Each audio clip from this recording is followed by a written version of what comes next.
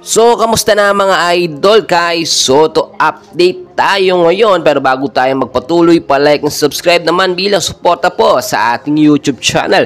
Kai Soto, may plano pala talaga or planado pala talaga ang pag-trade niya dito nga po sa Yokohama B Corsairs. Dati pong head coach ng Yokohama, ito nga pong si Coach Kyle Milling, which is nakita natin sa ilang mga larawan at mga updates na siya palang humawak dito sa Yokohama. So sa sinasabi nating loan agreement ay talagang usapan na or pinag-usapan between Wasserman at sa head coach nga po ng Hiroshima Dragonflies. Pero meron tayo nakakuha mga updates na hindi pa nga fully na i-release ng maayos ng Hiroshima itong si Kai Soto para makapaglaro dito nga po sa Yokohama.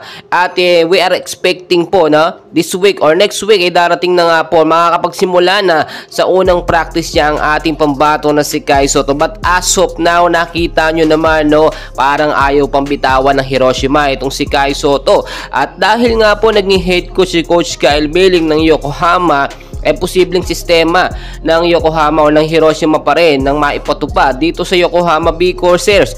Pero alam naman natin na ibang head coach na ang humahawak ngayon. Inaasahan po natin na mas mapupulpil at mas mahasa dito sa Yokohama ang ating pambato na si Kai Soto. And as of now, kahit wala pa po sa mga practice 5v5 sa Yokohama, itong si Kai Soto ay tuloy-tuloy naman ang kanyang daily training, kahit mag-isa lamang yung ating pambato na si Kai Soto. At inaasahan natin sa next game nga po ng Yokohama ay makakapaglaro at makakasama na sa first 5 ang ating pambaton si Kai Soto. So ngayon binibitin pa talaga tayo ng Yokohama at inaayos pa talaga yung pinaka full agreement or yung kontrata ni Kai Soto dito sa Yokohama kung gaano nga po ba siya katagal maglalaro.